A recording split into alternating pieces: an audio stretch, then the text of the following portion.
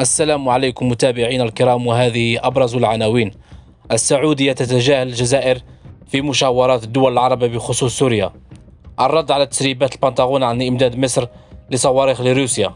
كل التفاصيل في هذا الفيديو، لكن قبل أن نبدأ يرجى الاشتراك في القناة ودعمنا بزر اللايك ليصلكم كل جديد.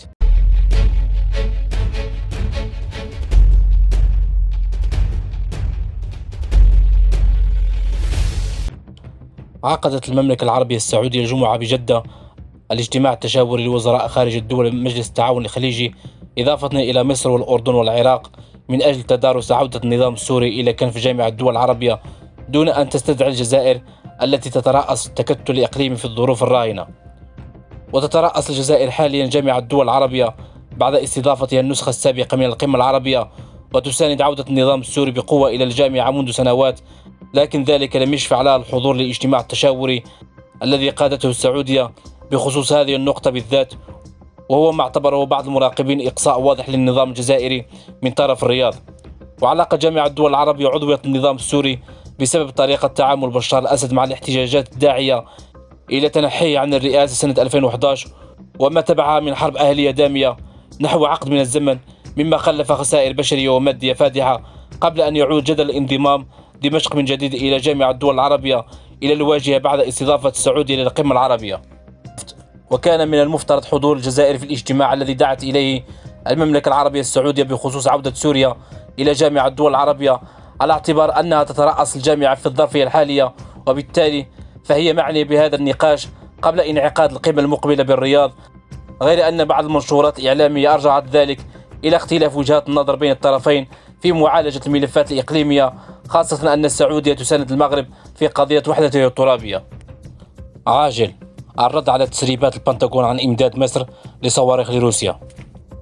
قال وكيل مباحث أمن الدولة المصري الأسبق اللواء خيرت شكري في مقابلة مع RT إن تاريخ المخابرات الأمريكية حافل بالأكاذيب والتآمر على المنطقة.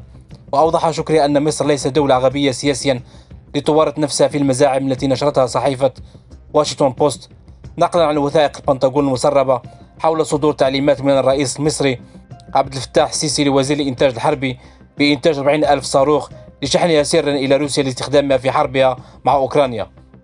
وأضاف: لن أتحدث عن هذا التسريب من حيث التوقيت، فموقفنا من الحرب الروسي الأوكراني معروف ومحدد، وعلينا أن نتذكر كلمة الرئيس السيسي في مؤتمر المناخ ومطالبته بالتحرك الدولي لوقف هذه الحرب.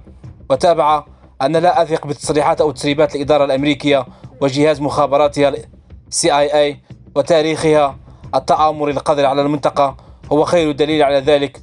ولن أنسى ما فعلته الولايات المتحدة بالعراق وما سرب حينها بامتلاك بغداد أسلحة دمار شامل مخبأة في قصور الرئاسة، والتي كانت المبرر لغزو بغداد.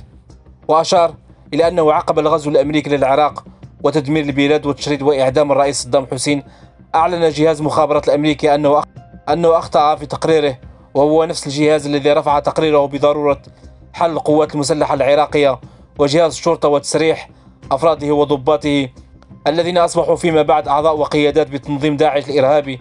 كما أعلن أوباما قبل نهاية ولايته الثانية أن جهاز CIA أخطأ في تقديراته، ولكن كان الأمر انتهى بعد فوات الأوان.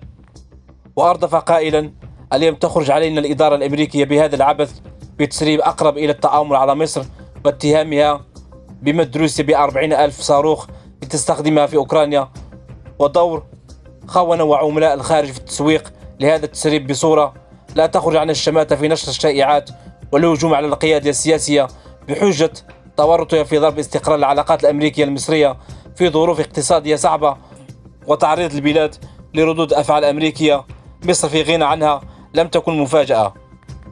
وخلص شكري إلى أن الدول العربية قررت أن تكون رقما صحيحا في تعاملها مع المنظومة العالمية، وأن يكون لها دور مهم في الترتيب تشكيل النظام العالمي الجديد، وأن لا يكون دورها هامشي أو مفعول به.